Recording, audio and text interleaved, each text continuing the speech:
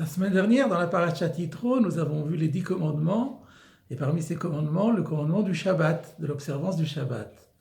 De manière étonnante, dans notre Parashat de Mishpatim, il y a un rappel de ce commandement d'observer le Shabbat. Pourquoi a-t-on besoin d'un rappel? Rashi rapporte l'explication qui est donnée par le Midrash Mechilta, qui dit que c'est parce que ce rappel fait suite à un commandement qui est donné dans cette paracha et qui est un commandement d'une grande actualité, qui est celui de la Shemitah. La Torah, juste avant de parler du Shabbat, nous dit que pendant 6 années, tu pourras ensemencer ton champ, récolter son produit, mais la 7e année, Tishmetena ou le Tashta, tu la laisseras au repos, tu l'abandonneras, Vachlou et Vioné Amecha, et les indigents de ton peuple pourront en manger. Et alors, le Rashi, au nom du Midrash, nous dit, il s'avère que la Shemitah, cette mitzvah de refaire reposer la terre, dans la parashat Behar, est appelée Shabbat, parce que Shabbat, ça veut dire le repos. Et donc, on aurait pu dire, puisque on est dans une année qui est tout entière une année de repos, alors on n'a pas besoin de faire Shabbat. L'explication, de prime abord, est un peu étonnante. Nous sommes en 5782, année de Shemitah. Est-ce que quelqu'un d'entre nous aurait eu l'idée de dire « Ah ben on n'a pas besoin de faire Shabbat cette année ». Pourquoi? Parce que la Shemitah porte aussi le nom de Shabbat. Mais le Shabbat de la Shemitah, c'est le repos de la terre. Et le Shabbat de Shabbat Bereshit, le Shabbat de la création, c'est le repos de chacun d'entre nous. Donc comment est-ce que l'un aurait pu dispenser de l'autre?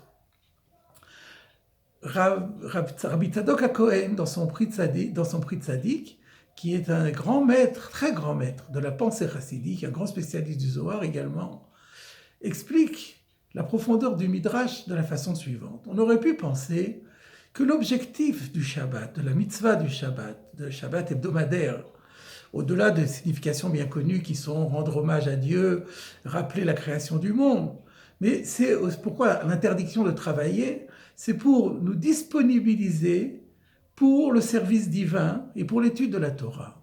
Parce que toute la semaine, nous sommes absorbés et complètement pris par nos occupations profanes et matérielles. Et on n'a pas le temps de se consacrer aux choses de l'esprit. On fait un minimum, bien sûr, au niveau de l'étude de la Torah, mais on n'a pas un jour entier qu'on puisse consacrer au service d'Hachem. Et donc on aurait pu dire, c'est cela la signification profonde du Shabbat. Or, il faut bien voir qu'à l'époque biblique, l'économie des enfants d'Israël, du peuple juif, était quasiment à 100% une économie agricole. Tout le monde travaillait les champs. C'était l'activité principale. Et lorsqu'arrivait l'année de Shemitah, eh bien, tout le monde était pratiquement réduit au chômage technique. Et c'est d'ailleurs une des significations qui est donnée par nos maîtres sur la signification de la Shemitah, c'est que c'était pour donner une année entière aux Juifs, pour les disponibiliser, les rendre libres, disponibles pour l'étude, l'approfondissement de nos textes et la réflexion sur les choses sacrées. À partir de là, on pourrait dire, mais si pendant toute l'année, de toute façon, on passe notre temps au sacré, à la réflexion, à la spiritualité, alors pourquoi faire Shabbat?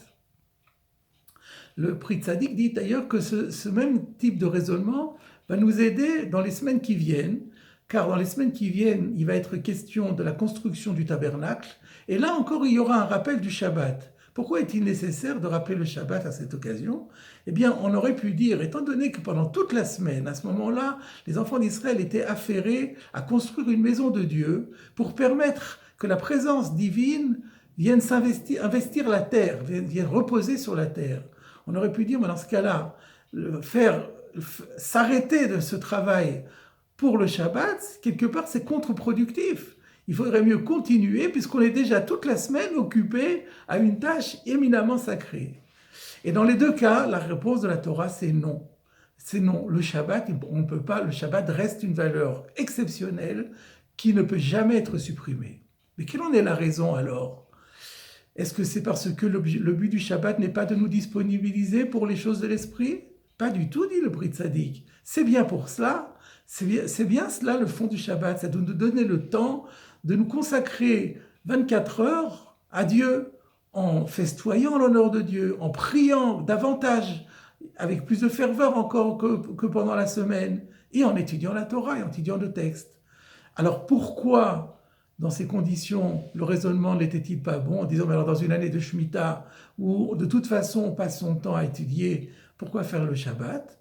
La réponse est parce que l'étude du Shabbat, ou les actions pieuses que nous accomplissons le Shabbat, sont autrement porteuses que celles que nous faisons en semaine. Rappelons-nous que lorsque Dieu a créé le monde et qu'il a institué le Shabbat, le verset dit « Alken berach Hashem et yom ha-Shabbat vaikatsheu » Dieu a béni le Shabbat et l'a sanctifié. Le Shabbat est porteur de bénédiction et de sanctification, de sorte que les actes pieux que nous accomplissons le jour du Shabbat, les études que nous menons le jour du Shabbat, nous permettent d'accéder à un degré de sainteté à nul autre pareil et que rien ne peut égaler les autres jours de la semaine. Il est remarquable qu'une idée voisine est développée par le Gaon de Vilna, qui pourtant était réservé par rapport au mouvement chassidique. Eh bien, il explique un texte de Betsa qui dit que la nourriture de l'homme est fixée d'un Rosh Hashanah à l'autre, à part les dépenses du Shabbat qui sont hors budget et auxquelles Dieu nous accorde un supplément. Eh bien, le Gaon de Vilna dit qu'au-delà du premier sens, il y a un second sens.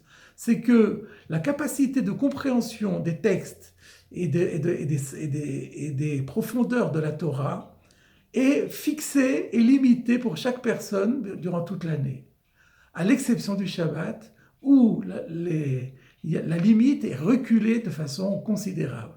Et pour l'illustrer, on dit que le Chazon Ish, dont on sait que c'était un talmudiste de première grandeur, avait confié qu'il y avait des textes du Talmud dont il était arrivé à pénétrer l'entière profondeur uniquement le jour du Shabbat. Ce qui nous montre que le jour du Shabbat est un jour tout à fait exceptionnel. Et le Pri Tzadik continue et nous dit que on va se rendre compte dans les suites du verset que le Shabbat nous réserve encore de grandes surprises. Juste après ce verset que nous avons cité, où on nous dit tu te reposeras le jour du Shabbat, le verset dit Uvechol asher amarti tishameru amarti lachem, tout ce que je vous ai dit, gardez-vous. Et le Zohar HaKadosh dit mais il fallait pas dire gardez-vous, il fallait dire vous garderez tout ce que je vous ai dit. Et le Zohar répond en fait il faut comprendre, c'est pour ça que l'ishameru tishameru c'est une forme passive. Eh bien, il faut la traduire, vous serez protégés. Vous serez protégés de quoi? De toutes les sanctions qui sont annoncées dans la Torah, vous serez protégés. Grâce à quoi? Eh bien, grâce au Shabbat. Le Shabbat, effectivement, il y a un texte dans le Talmud de Shabbat, page 118, qui nous dit que celui qui observe le Shabbat, même si par ailleurs il avait été idolâtre, eh bien, on lui pardonne complètement sa faute. Ce qui montre que le Shabbat a une force expiatoire extraordinaire. À nouveau, nous trouvons dans ce Shabbat une force énorme. Le Pri Tzadik rajoute, eh bien, non seulement on est protégé des sanctions, on est aussi protégé du péché.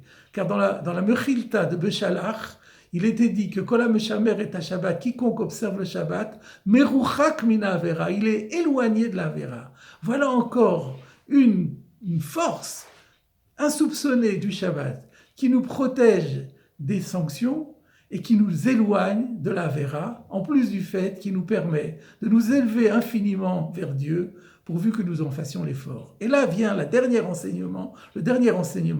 Pourquoi le verset a-t-il besoin de rappeler « Pendant 6 jours, tu travailleras » Et encore, le verset ne dit pas, comme il l'a dit dans le décalogue, « Tu feras tout ton travail ».